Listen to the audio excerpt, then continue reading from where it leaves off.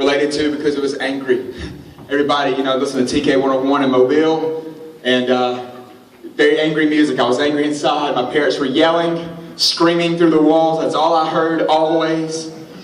And so I just turned my music as loud as I could, and I took that gun and I pressed it into the top of my mouth. And I remember that metal just crying in the top of my mouth. I was pressing it so hard, and I had my finger on the trigger, and I had I remember the pressure I felt on the trigger. I knew if I just had just a little bit more, it would end it all.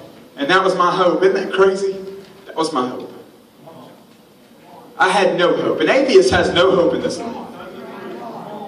They have no hope in this life. And I pressed that gun. And I remember that night, you'd think that right before someone might have ended their life, they would call out to God and say, if you're there, save me, but I didn't. I cursed him with the last breath I had. I said words I would not dare utter, even act like I was going to be uttered, to God. Shook my fist to a God I didn't believe in. How much sense does that make? You ever had a blanket and pulled it out of a dryer before and wrapped it around? You ever felt that before, anybody? How comforting that is. I guess that's why they call it a comforter. It feels so comforting. As a little kid, you almost feel like you're completely protected just because that little comforter is over you. I remember some kids, they just pull their toes in, just nobody can get me.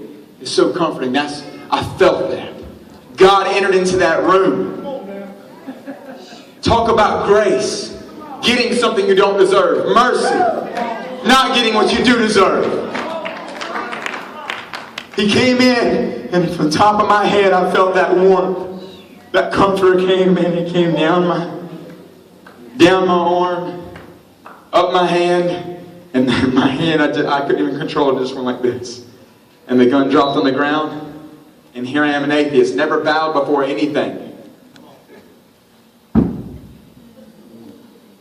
I hit the ground with my knees, and I put my face on the floor. My lips were touching my carpet.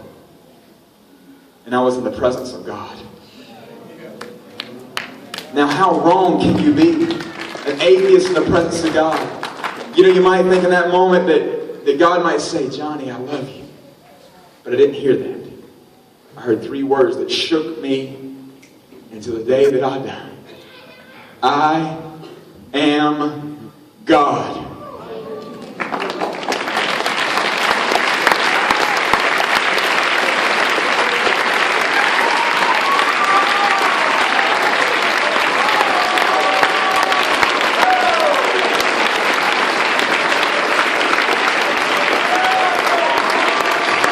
In that moment, I knew that I was not God.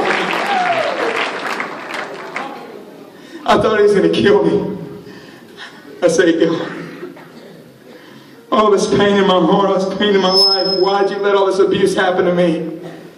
Why would you come in at the last minute? What are you doing? I just want to end my life. I don't understand all this. What are you doing? And he was a refuge. He just swept me up. He filled the voids in my heart. I didn't even understand it. All the abuse I faced. I faced physical abuse, sexual abuse, emotional abuse, verbal abuse as a child. All those tapes I played in my mind tortured me. That's why I began to cut myself. I was depressed. I was in despair.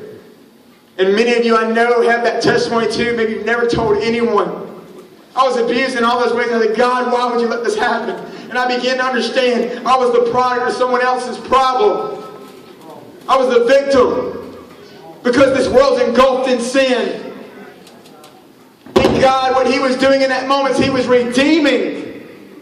He was buying back. He was pulling me out of the darkness.